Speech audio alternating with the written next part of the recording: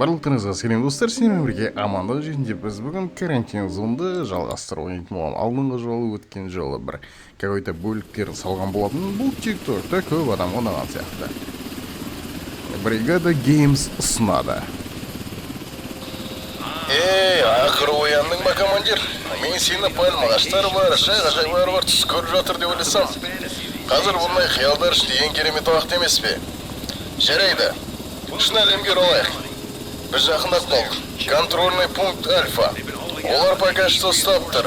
Бірақ оларға шұғыл түрде көмек керек. Яғни біз. Сондықтан дайындал. Біз 20 секундта қонамыз. Ал командир сақ болыңыз. Мәселе тек өлілерде ғана емес.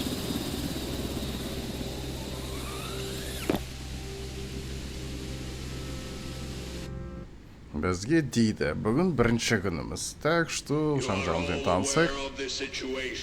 Сіз жағдайды білесіз. Қаланы адамдарды зомбиге айналдыратын вирус басып алды. Және бәрі әлі зомбиге айналмаса да, біз оларды құтқаруға тырысуымыз керек. Бірақ сонымен бірге, жұқтырғандар аймаққа еніп кетпейтініне көз жеткізіңіз. Бұл сіздің міндетіңіз. Тезірек бақылау бекетіне барып, аман қалғандарды тексеруді бастайық. Бізге тезірек бастауымыз керек дейді, КПП-ға жақындауымыз керек. Значит, мен өткен жолы алдында, осыдан 2-3 күн бұрын бөлшектерін салған болатынмын, солары сіздерге ұнаған сияқты, сол себепті жалғасын толығымен өтіп салсам ба деген, қалай қарайсыздар деген оймен бастап көріп атқанбыз. Значит, сендерге ұнаған болса, жалғастырамыз. Әрғары келесі деп айқайла. Солдаттар келесі выживший адамды кіргізет дейді. Так, біздің бүгін бірінші күніміз 1200 теңгеміз бар. Айналамызбен таныссақ, бізде мына жерде адамдарды өлтіруге, ликвидировать етуге алып кетеді. Мына жерден выжившілер келеді. Карантин. Арғы жаққа шығатын болсақ, мына жер біздің жататын орын, мына жерде склад. Біз оны выжившілердің блогына апаруымыз керек болады. Жаңағы выжившілерді тексеруіміз керек болады. Өткен жолы қызық версиялармен былай мынау мені соғып кеткен сондай версиялармен тіпті салған болатын. Давай, келесі! Кіргіз! Так, бірінші выживший. Оған келді жақында дұрыстап қара дейді. Бір симптомтары бар ма, который көзге түсетін дейді. Сақал өсіп кеткен ғұмны. Сен бар, кете бер, сақалың өсіп кеткен сенің. Әрине бар, сен только дұрыстап қара. Красная голова, басы қызарып кеткен дейді. Білмеймін, братан, вроде маған нормально сияқты. Командир не айтса, оны айтсын. Бірақ менің жұмысым осы енді. Маған сенің мұртың ұнап тұр, бірақ әдемі екен. Бірақ мұртыңның ішінде бет бар ма, может, вирус тасып жүрген боларсың. Білмеймін, братан, енді қараймыз. Так, сенің бір көзбен бұлай шолып шығайын. Менде пока бірінші күн болған соң мен стажермін, маған ешқандай аппаратура берген жоқ. Так, сенің көзіңе несі артыңа қарап келіп, көзің дегенімше. Артыңдағы көзді көріп қалдым ау деймін бір точканы. Кішкене қоңырлау ма, өзіңде қоңырлау екенсің. Аға, сенің түріңе қарайтын болсам, менде аппарат жоқ, мыналар да бермейді. Стажерсың деп. Так, сынып ассаң симптомдармен танысуға болады. Симптомдары мына жерде. Заражениенің өзің симптомдарын жазаласың. Будьте внимательны. Симптомдар бірнешеу болуы мүмкін. Выжившілер оларды жасыруға тырысады, но алдағы уақытта сізде инструменттер болады, оларды тезірек анықтау үшін дейді. Так, красная кожа. Все, надо бірақ өзі қоңыр болған соң. Какой красная кожа? Байқалмайды. Негізі қара адамдарда байқалмайды ондай қызарған. Инфекция может істеген жері, шіреген жері бар болып, көріп қалармыз. Бірақ басқа еш нәрсе байқалмайды. Осмотрға кіреміз. Так, мына жерде бізді барлығымен таныстырады. Кім ерінбей қарайтын болса, оқып алсаңыздар болады. Мына жерде карантинге жібереміз, мына жерді бассақ адамды өлтіреміз. Значит, ол зараженный екеніне, вирус тасып жүргеніне көз жеткізуіміз керек. Мына жерге блок выжившихқа дендері дұрыс, бәрі тексерілген, бары нормально болған адамдарды жібереміз десек болады. Так, сізді карантинге жіберуге ұсынып тұр екен. Сіз пока карантинде отыра тұрыңыз, мұрттағы ренжімеңіз, мұртыңыздан айналайын. Келесі. Давай следующего. Сен солдат өткізші ананы. Оу. I was helping others out there. Look, no bites. Мен басқаларға көмектестім. Қараңыз, ешқандай тістелген іс жоқ дейді. Жақсы. Жырабас, мен сенің қарайын үстіңді. Аха, жақындатып қараймыз. Нормально көзіңіз. Енді мен бұрылып айналып жүруім керек па не сізді? Өзіңіз ары қарап, оңға, солға, қолыңызды көтеріп. Комментарийға жазып кетті. Қолтықтың астынан тістеген ғой дейді сізді. Оның алдында 2 адам өткен. Мен алдың қойнымда. Қолтығынан тістеген дейді. Мен бір екеуін жіберіп жүрген болатын. Так что сізде еш нәрсе көріп тұрған жоқпын. Пока бұлай көзбен енді маған инструменттер ештеңе бермеген соң сізді симптомдарыңызбен қолыңызда кішкене көгерген бар сияқты. Герпес, синяк, оны қалай айтамыз? Жоқ, герпесті алып тастайық. Более скорее синякқа келетін сияқты сіздің қолыңызда. Сонымен аламыз. Температура өлшейтін дедім, берген жоқ әлі. Жақсы, сізді де карантинге бара тұрамыз. Бара тұрыңыз аға. Так, настройки, не улотра, видео. Качество средний, кадр 30, не ул. Так, жоқ. Маған. Кадр 30 болған, маған жоқ. 60, значит средний разрешение. Так, более-менее нормально сияқты. Давай, келесі. Қозғал. Бүгін не? Кілең. By a dog, not a zombie. Сақалдылар жинап алған ба бүгін? Бүгін сақалдыларды өткізу күні ма? Мені ит тістеп алды дейді. Так, бір көзбен шолып шығайық. Тістеген екен. Бірақ ит дейтін бұлай тістемейді ғой. Ит деген тістесе көтіңді бірақ айырады ғой. Мұна аяғың таппай қаласың ғой ит тістесе. Мынау кәдімгі адамның тістеген іздері. Значит, ол адам зомби. Зомби ол вирус. Значит, сен менің қанымды ішіп тұрсың. Сен маған өтірік айтып тұрсың. Менің алғашқы күнім, значит, байқамай қалады деп ойладың, е? Жоқ, менде ондай жоқ. Так, след от укуса қоямыз. Так, басқа ештеңе байқам. Күте тұр. Сен не только аяғыңда, қолыңда да бар. Сен серьезнымсың ба? Серьезно? Так, бетіңде царапиналар бар. Енді жақындаған кезде ғана байқап тұрғаным, қолыма фонарик бермегенде кейбіреулер жазып кетті фонарикпен қолдан деп. Мен тіпті фонариктің бар екенін ұмытып кеткен ғой. Так, порезы бар, укус бар. Сені ликвидацияға жіберуіме тура келеді, бірақ сені никак карантинге отырғыза алмаймын, ренжімеңіз. Мен сіздерге сенен бірақ бірдеңе дұрыс емес сияқты деп қояды. Бүгінге болды, енді барып ұйықтай берсең болады, ертеңгі жұмыс күніңе дайындалсаң болады дейді. Все, зараженный ликвидирован. Все, біздің көзбен қарағанымыз бәрі дұрыс болған екен. Енді ары қарай барып ұйықтап көрейік. Обслуживание карантина -600 теңге. Карантинге вообще қарамадың дейді. Обслуживание базы 150. Маған, в общем, текущий бүгінге 150 ақ доллар берген екен. Біздерге ары қарай ақшалар керек болады өйткен. Так, бірінші карантиндегі қалғандарды тексеріп ал дейді. Значит, бізге значокпен көрсетіп тұр екен. Жүр, барып қайтып келейік. Кесе жүгіріп. Оппаны. Сәл. Аха, есігін таппай қалған. Бар енді. Так, осмотрите повторно, дұрыстап қараңдар. Аха, симптомдары жоғалған шығар, может, выжившілерға жібересіз дейді, нормально болса. Если ол зараженный болса, оны карантинге 2 күнге қалдыруға болады, бірақ ол зомбиге айналып кетеді, қалғандарын камерадағын өлтіріп тастайды дейді. Очищение убивать всех на карантинде тұр. Мына кнопка карантине, мына ішінде тұрғанды сразу жоқ қылып өлтіріп тастайды деген сөз. Значит, 2-ші күнге қалдырмаймыз, 1-ші күн бірлі тексереміз. Күте тұрш. Не болып кетті? мұрт сенде емес пе еді? Мұрт сенде еді ғой. Сен түрін көрсетші.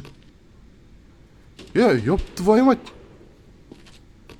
Чё нахуй, парик па не? Ты чё, прикалываешься, что ли? А? Мұрт сенде болды ма не? Бляка, көтіңді айырамын, кнопканы баса салам. Нервыма тимена. Ёб твою мать, не пәле? Или мен миым айналып отыр ма? Мынада сақал болған жоқ. Мынада болған сияқты сақал. Бля, что за фигня? Мен сен карантинге не үшін жібердім? Айналайын. Ақпатшы красная кожа деді. Қазір мен видеоны дұрыстап қарайын басынан. Осыдан сен мұртыңды анаған беріп тастаған болсаң бар ғой, бля, аямат деме. Қарап көреміз, так. Красная кожа. Кеткен сияқты кішкене қаралау екен. Сізді мен, значит, выжившиларға жібере аламын. Симптомдарының бәрінен арылған сияқты. Мына жерден қарайық. Красная кожа. Осы жігітте болды красная кожа. Гарольд Мартин. Жасы 40-та екен. Филадельфияның тумасы Е48-ші көшеде тұрады екен. Так, пульс, температура өлшейтін құралдым жоқ, ештеңе. Сізді выжившиларға жібереміз. Жолыңыз болсын. Қазір мына уродты тексерем. Сіздің сақалыңызды ұрлап алғанын тексерем, қайтарып берем, если что. Так, инструментпен тез тексере аласыз. Инструментті алыңыз дейді. Бір күте тұрын мен қарап алайын. Аха, үстіндегі синяк кеткен сияқты. Сандарында тесік бар сияқты, бірақ мынау өзінің тізесі сияқты. Артық салмақтан шығып кеткен. Аха. Сізде барлығы нормаль сияқты, тек мұртыңыз мені устраивать етіп тұрған жоқ. Жақсы. Бара беріңіз. Бірақ қазір екеуің мұрттарың ауыстырып алғаныңдарың білсем, көттеріңді айырам. Так, маған инструменттерді алсын дейді. Так, сканерді аламыз, фонарикті аламыз. Так, сканермен қолдану үшін. Сканермен қолданыңыз. Аха, киімнің астын қарауға болады. Екіншісі ультрафиолетпен фонарикті жағыңыз, F-ті басып, скрытый жасырын симптомдарды, бұлай көзге көрінбейтін нәрселерді көруге болады дейді. Все хорошо. Түсіндім. Келесі. Әлі айқайлап тұр, мен дейтін, нешінші күнім бүгін?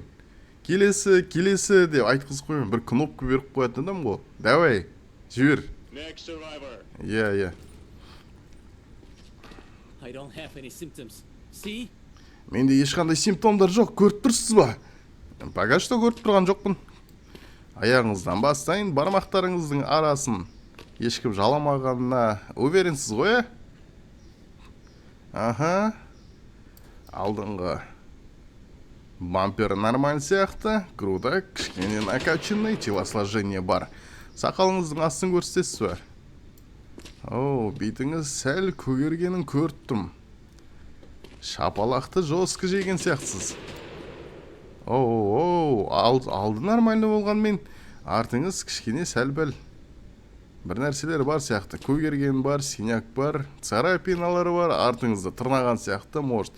Ол зомбидің тырнағы ма, мүмкін бір қызбен бір жосқы бір түн өткізген боларсыз. Менімен бөліссеңіз, смело өткізерім. Ал если болмаса, карантинге сәл-пәл отыра тұруыңызға тура келеді. Қайсысын таңдайсыз? Чё, сука, үндемейсің бе? Все, хорошо. Жігіттер, карантинге апарып тастаңдар. I'll do anything. Just test me again. Бар, мен саған даже фонарикті де жақпаймын. Ультрафиолет саған керек емес. Сен бір күн отыр, келесі күн тексерем, все, нормально болса, жібере қоям өлімге. Аспаннан күтіп алады сені.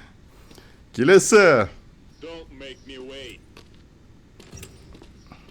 I was bitten by a dog, not a zombie. Мені ит істеп алды, бірақ никак зомби емес дейді. Аха, сенің кожаң, ёб твою маму, Ультрафиолетті обязательно қосуым керек. Сенің көздерің сарғайған конъюнктивит, ерніңде қан жүгіруін қойған, ернің көгерген.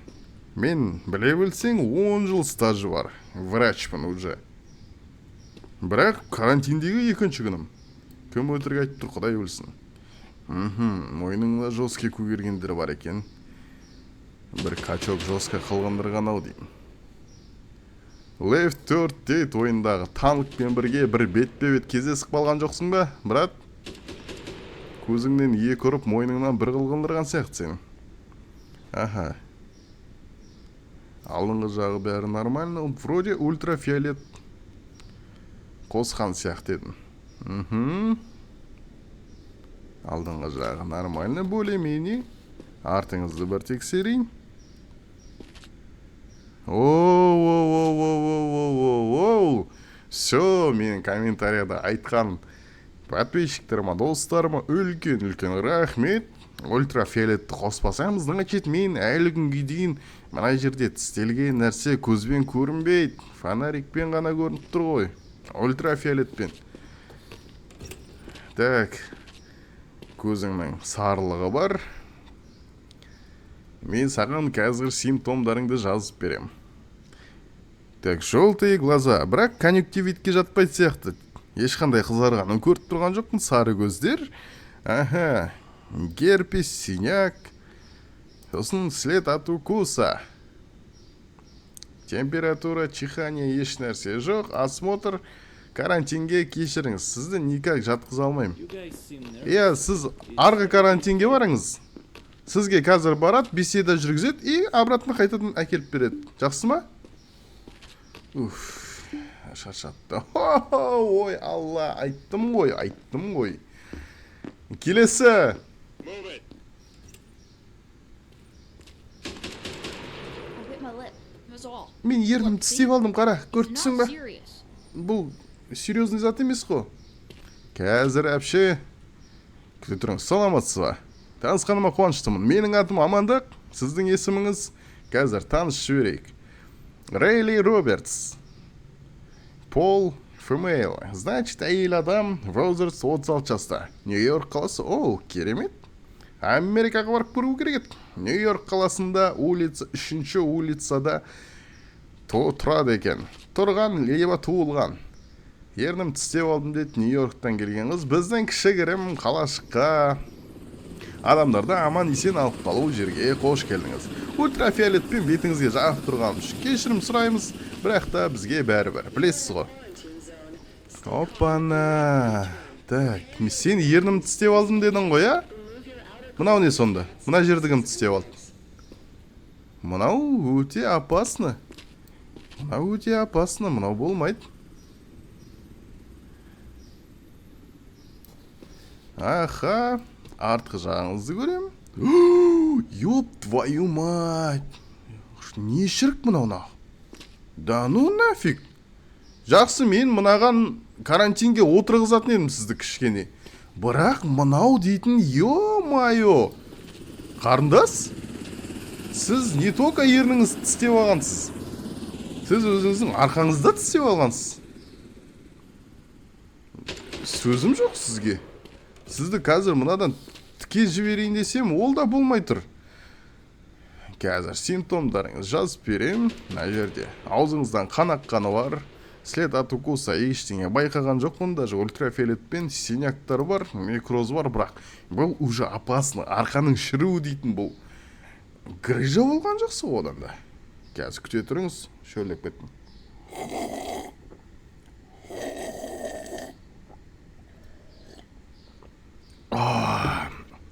Жалғастырамыз. Так. Сізді ойланбай ликвидировать етуіме тура келеді. Is this another checkpoint? Иә, екінші точкамыз ғой біздің. Екінші точкамыз, бірінші точкам артымда тұр менің. Қош сау болыңыз, келесі кездескенше. Ёбанутый в рот, қалай ол? Арты шіріп атқан адам не зараженный? Бля, чё за логика на? Если шын өмірде андай көретін болсақ бар ғой, атып түсіретін едім на ровном месте. Пока что пистолет берген жоқ маған. Келесі, кел. Соңғы адам тексерейінші бүгінге. I was bitten by a dog, not a zombie. Так мені ит тістеп алды, зомби емес дейді. Бүгін мұртты адамдардың күні ма, не болып кетті? Бәрі мұртпен жүр.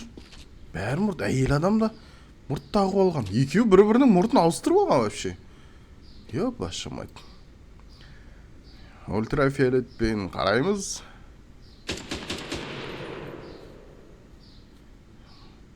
Аха, бәрі нормально, алдыңыз жағыңыздан. Үстіңізді бір тезірек шолып. Не болды? Бәріңе не болды? Арқаларың тістетіп. Екеуің бір-бірің арқаларың тістеп жүрген жоқсыңдар ма? Сенің алдында дәл сондай әйел адам жібергем. Бірақ ол зараженный емес болып шықты. Так что мен онда ешқандай ничего страшного деп ойлаймын. Ол әйел адаммен қателессем де сізбен қателескім келіп тұрған жоқ. Мен түсініп тұрсыз ғой аға. Көзіңіздің түсі бәрі нормально, артыңызда кішігірім невроз, синяк бар сияқты карантинге отырғыза тұрамыз. Сіз бір күн отырасыз, келесі күні мен сізде міндетті түрде тексеретін боламын. Симптомдарын жазып берейін: некроз, синяк, укус ештеңе жоқ, красная кожа. Так, осмотр, карантин. I was healthy yesterday. Just check again. Мен кеше денсаулығым жақсы болған. Қайдадан тексеріңіз дейді. Бүгінге КПП болды, бүгінгі күн тыныш. Демек, біз қазір барамыз, бірден ұйықтап қалмауымыз керек.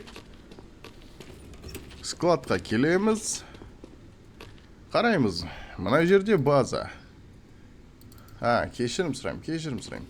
База дейтін менде әлі ашылмаған екен ғой. Бірінші рет ойнап отпағанымды біліп қойды ғой адамдар. Біз мұнда жібердік, қарадық, көрдік мына жерде. Выжившілер болады. Мына жерде столовой. Столовойда пока что тамақ бар, жейтін ешкім жоқ, тек бір-екі адам жүр. Сенің сақалың точно бар ма? Мен что-то өз-өзімнен сомнение ұстаттым уже. Ой, Алла, не болып кетті? Маған онда демалу керек, значит, маған база дейтін нәрсе әлі ашылған жоқ. Бүгін біздің екінші күніміз.